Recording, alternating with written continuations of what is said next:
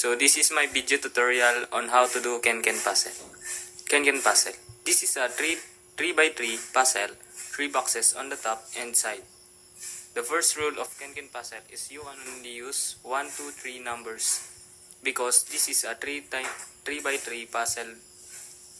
Therefore, you can't use 0 because there is no place for 0, and you can't use negative numbers or decimals. You can only use whole numbers. The second rule of Ken-Ken is simple. No numbers is simple. No number should be repeated like Sudoku. This is the example. We can't repeat two number again in the same column. Each row or column will at least have 1, 2, and 3. This rectangle outline the boxes are called cages. It used to drop numbers and it will be our guiding post in solving the puzzle.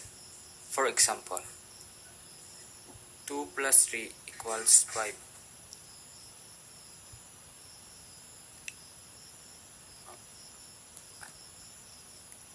3 plus 1 equals 4. 1 plus 2 equals 3.